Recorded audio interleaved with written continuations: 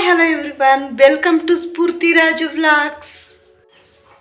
ನಾವು ಇವತ್ತು ನಮ್ಮಮ್ಮ ಮಾಡುವಂಥ ಚಿಕನ್ ರೆಸಿಪಿನ ಟ್ರೈ ಮಾಡೋಣ ಬನ್ನಿ. ಚಿಕನ್ ಸಾರು ರೆಸಿಪಿ ಮಾಡಲು ಬೇಕಾಗಿರುವ ಇಂಗ್ರೀಡಿಯೆಂಟ್ಸ್ ಬನ್ನಿ ನೋಡೋಣ. ಬೆಳ್ಳುಳ್ಳಿ, ಈರುಳ್ಳಿ, ಪುದೀನ, ಕೊತ್ತಂಬರಿ ಸೊಪ್ಪು, ಹಾಗೆ ಹಸಿಕಾಯಿ ತುರಿ, ಟೊಮೊಟೊ. ಕಾಯನ್ನು ಮಿಕ್ಸಿ ಜಾರ್ಗೆ ಹಾಕ್ಕೊಳ್ತಿದ್ದೀನಿ. ಬಿಡು. ಇವತ್ತು 3.5 kg ಚಿಕನ್ಗೆ ಮಸಾಲೆ ಹಾಕೊಳ್ತಾ ಇದ್ದೀವಿ. ಅದಕ್ಕೆ ತೋರಿಸ್ತೀನಿ ಬನ್ನಿ ಎಷ್ಟು ಮೆಜರ್ಮೆಂಟ್ ಬೇಕು ಅಂತ. ಅಮ್ಮ ಮನೆಯಲ್ಲೇ ಮಾಡಿರೋ ಧನಿಯಾ ಪುಡಿ, ಖಾರದ ಪುಡಿ, ಏಲಕ್ಕಿ ಪುಡಿ, ಗಸಗಸೆ, ಚಕ್ಕೆ, ಮೆಣಸು, ಲವಂಗ ಇದನ್ನು ಮಿಕ್ಸಿಗೆ ಹಾಕೊಂಡು ಬನ್ನಿ.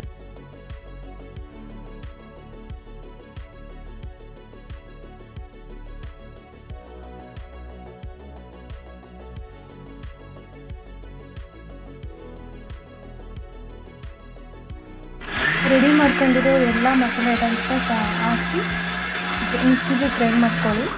ಕಿಚನ್ ಗ್ರಾಸರಿ ಆರ್ಗನೈಸರ್ ಕೂಡ ನಾನು ಮೀಶೋದಲ್ಲೇ ತೊಗೊಂಡಿದ್ದು. ಕ್ವಾಲಿಟಿ ಮಾತ್ರ ತುಂಬ ಚೆನ್ನಾಗಿದೆ, ನೋಡ್ತಿರ್ಬೋದು. ಇದು 360 ಡಿಗ್ರಿ ರೊಟೇಟಿಂಗ್ ಆಗುತ್ತೆ. ನಿಮಗೇನಾದರೂ ಇದು ಇಷ್ಟ ಆಗಿದ್ದರೆ ಕಮೆಂಟಲ್ಲಿ ಲಿಂಕ್ ಅಂತ ಟೈಪ್ ಮಾಡಿ ನಾನು ನಿಮಗೆ ಕಳಿಸ್ಕೊಡ್ತೀನಿ. ಒಂದು ಕುಕ್ಕರ್ ಪಾತ್ರೆಗೆ ಎಣ್ಣೆ ಹಾಕ್ಕೊಂಡು ಎಣ್ಣೆ ಕಾದ್ಮೇಲೆ ಚಿಕನ್ನ ಹಾಕ್ಕೊಳ್ಳಿ. ಇದಾದಮೇಲೆ ಸ್ವಲ್ಪ ಹೊತ್ತು ಹಾಗೆ ಬಿಟ್ಕೊಡಿ. ಚೆನ್ನಾಗಿ ಕುದಿ ಬರಬೇಕು. ಕೆಳಗಡೆ ಎಲ್ಲ ಕಿಸ್ಕೊ ಅವೇ ತಗಲಬೇಕು.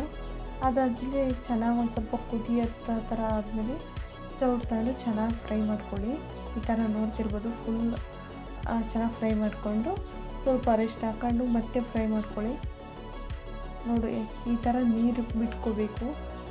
ಅಲ್ಲಿವರೆಗೂ ಫ್ರೈ ಮಾಡ್ಕೊಳ್ಳಿ ಚೆನ್ನಾಗಿ ಪೀಸ್ನ. ನಾವಿನ್ನೂ ಒಂಚೂರು ನೀರು ಹಾಕಿಲ್ಲ, ಅದು ಚಿಕನ್ನಲ್ಲಿ ಬಿಟ್ಕೊಂಡಿರೋ ನೀರು ಅಷ್ಟೇ ಅದು. ಆಮೇಲೆ ಸ್ವಲ್ಪ ಉಪ್ಪು ಹಾಕ್ಕೊಳ್ಳಿ. ಉಪ್ಪು ಈಗಲೇ ಹಾಕಿದರೆ ಚೆನ್ನಾಗಿ ಪೀಸ್ಗೆ ಚೆನ್ನಾಗಿ ಉಪ್ಪು ಹತ್ತುತ್ತೆ.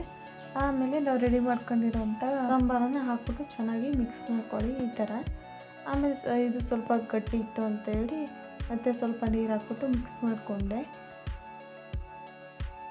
ಹಾಗೆ ಇನ್ನೊಂದು ಸಲ ಟೇಸ್ಟಿಗೆ ಸರಿಯಾಗಿ ಉಪ್ಪಾಗಿದೆಯಾ ಅಂತ ನೋಡ್ಕೊಳ್ಳಿ. ನೋಡ್ಕೊಂಡು ಲಿಡ್ ಕ್ಲೋಸ್ ಮಾಡಿ. ಅಷ್ಟರಲ್ಲಿ ಮೊಟ್ಟೆನ ಫ್ರೈ ಮಾಡ್ಕೊಳ್ತಾ ಇದ್ವಿ. ಮೊಟ್ಟೆನ ಸಾಂಬಾರ್ಗೆ ಹಾಕಿರಲಿಲ್ಲ, ಅದನ್ನೇ ಸಪ್ರೇಟ್ ಫ್ರೈ ಮಾಡಿಕೊಂಡೆ. ಅಷ್ಟರಲ್ಲಿ ವಿಜಿಲು ಬಂತು. ಹಾಗೆ ಇನ್ನೊಂದು ಸ್ಟವ್ ಮೇಲೆ ಅನ್ನಕ್ಕೆ ಇಟ್ಟಿದ್ದೆ.